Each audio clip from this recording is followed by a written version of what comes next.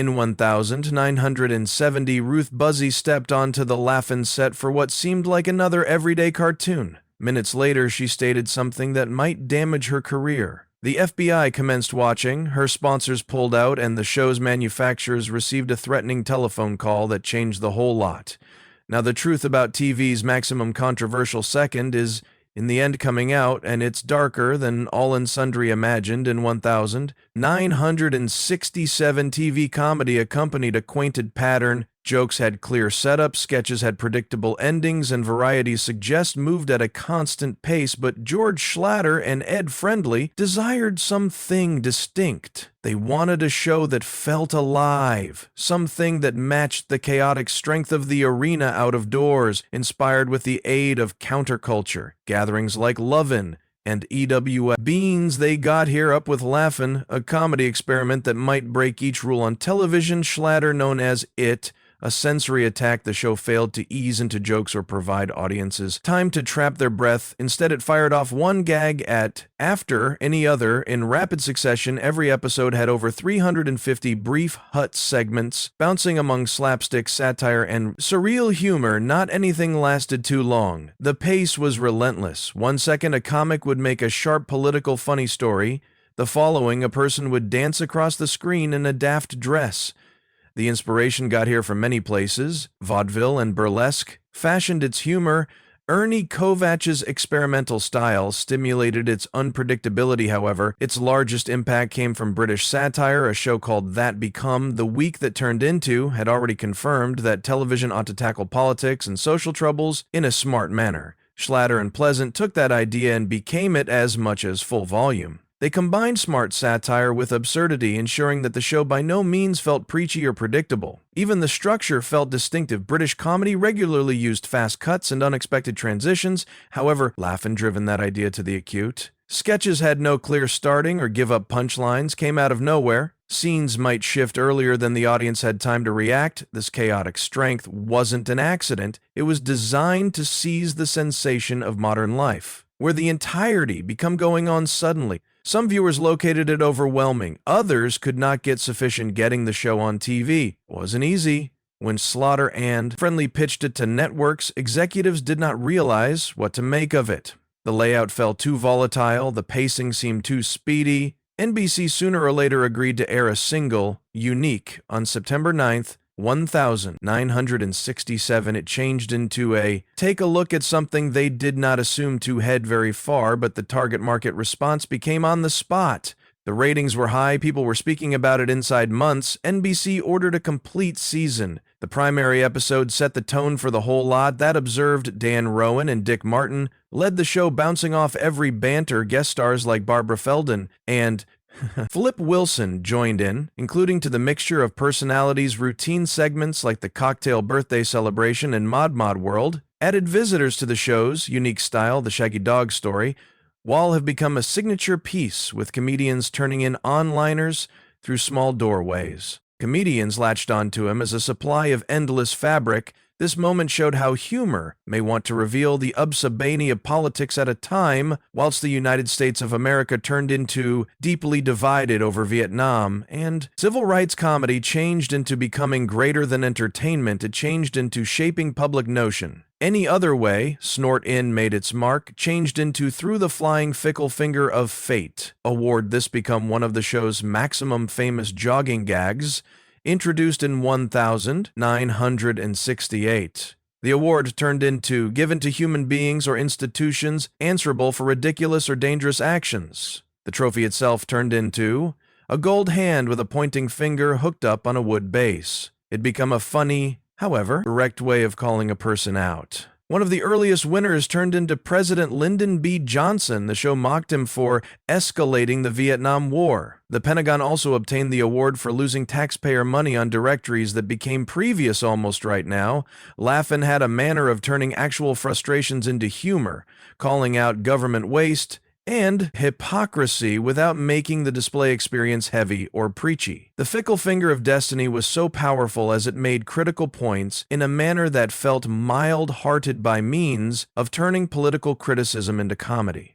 The show prevented outright censorship, but The human beings at Mock took notice on occasion. The reactions from politicians made the Shaggy Dog story even funnier. The segment proved that TV wasn't just for leisure, it had the energy to persuade public debate. By using 1,970 Laugh-In took a good bigger danger with a cartoon that brought on immediately controversy. The segment depicted cops as pigs. The image had been popularized via the Black Panther birthday party, which used it in cartoons to protest police brutality.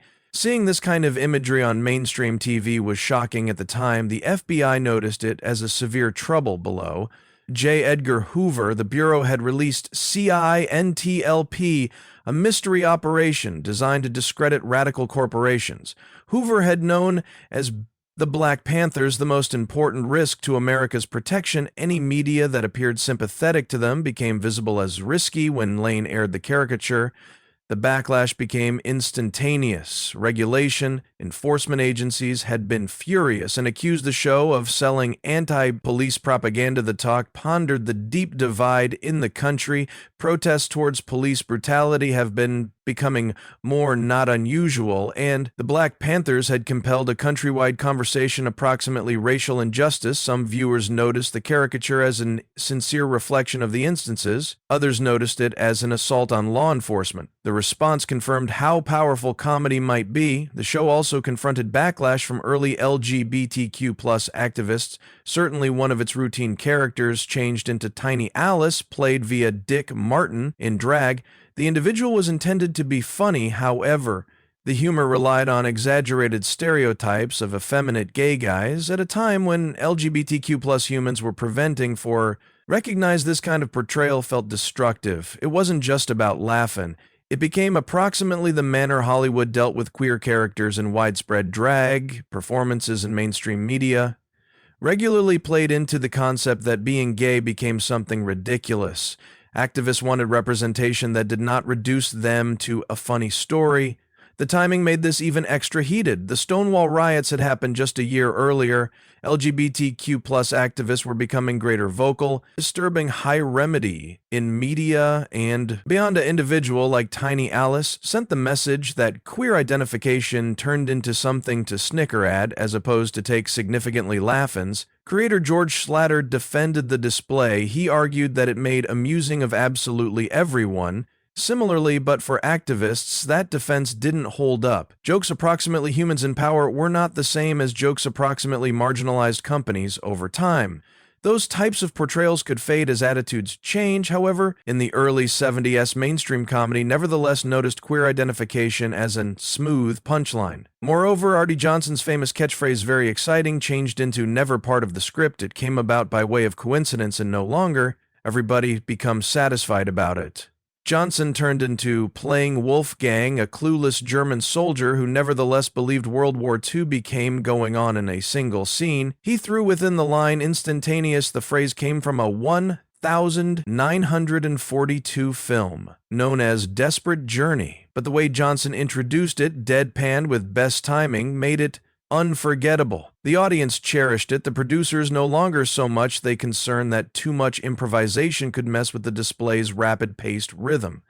But Johnson kept doing it, and soon the line became one of the most quoted, and TV lovers commenced saying it everywhere. What commenced as a small joke became one of Lane's most iconic moments. Goldie Hawn's smile lit up the screen. However, at the back of it, she becomes suffering. She joined laughing whilst she turned into just 22, gambling the bubbly, dye blonde that America fell in love with. However, the pressure was crushing her. Every day she felt like she had to be ideal, always humorous, always glad, usually on. It became hard. She later admitted that she cried almost every single day during her time at the show. The fast-paced timetable left no time to respire. If a joke didn't land, if a scene did not cross well, she felt like she turned into failing. The strain led to panic assaults. She started out going to therapy simply to get through it. After 3 seasons, she couldn't take it anymore. She left the display in 1978 and took a thread on film. It turned into the exceptional choice of her lifestyles. Her function in Cactus Flower won her an Oscar, and Hollywood gave her the creative freedom she had by no means felt on Laugh-In. But at the same time, as her career took off, she failed to forget about what she went via later in existence. She became an recommend for mental fitness, using her own struggles to help others. She had spent years making human beings laugh, whilst scuffling with her own fears, and he or she desired to make certain others knew they weren't by myself for a show that thrived on controversy. Laugh-In still had to combat battles with the censors. One of the strangest got here in 1969 over a single phrase, pregnant on the Time Network executives' notion it was too indecent for television. Announcing the word out loud, even in a comic story, changed into considered beside the point. The scene that prompted the problem featured Ruth Buzzi keeping a sign that said, "Make struggle no longer love," while her person changed into visibly pregnant. NBC executives panicked. They desired it changed. Frightened of upsetting conservative visitors, manufacturer George Schlatter refused. He argued that if LaFine should escape with risque jokes and double entendres, then there has been no reason pregnant must be off limits. The display had always pushed barriers, and this become no extraordinary. He stood his floor. Understanding the community couldn't have the funds for to lose Laugh-In's huge audience, NBC finally gave within the phrase stayed, and the cartoon aired. It became a small victory. However, it mattered. It showed the television turned into converting what, as soon as were considered too arguable, turned into slowly becoming normal. By the time Laugh-In reached its 5th season, in 1971, something had modified the energy that once made it a phenomenon had began to fade. Audiences should feel it, the equal funny story, the equal catchphrases. What once felt fresh now appeared predictable. Goldie Hawn and Lily Tomlin left to chase larger careers. Their absence created an opening that new solid contributors struggled to fill. Ratings took a success, losing almost 40% backstage. The scenario wasn't any higher. George Schlatter, the show's original producer, also left around this time. Laugh-In struggled to adapt. TV was converting fast. The early 70s brought a shift in comedy, moving far away from quick gags and absurdity towards something more grounded. Audiences wanted humor that contemplated the real international. Laugh-In tried to maintain up but never pretty observed its footing by way of 1973 after 6 seasons. NBC decided to drag the plug. The final episode aired on May 14th, 1973. Via then the show became handiest a shadow of what it had been. Dan Rowan closed the episode with a simple but sincere line, "We have just run out of gas." It became an extraordinary moment of truth in television. The show had pushed obstacles, damaged regulations, and redefined comedy, but all things give up. This turned into the moment. Laugh-In said goodbye. It's not have an effect on, but did not disappear. Just 2 years later, in 1975, Saturday Night Live hit the air, and it became not possible to ignore the similarities, the quick-paced humor, the unpredictable sketches, the way it used comedy to mirror the world. Lorne Michaels, SNL's author, has by no means denied the relationship.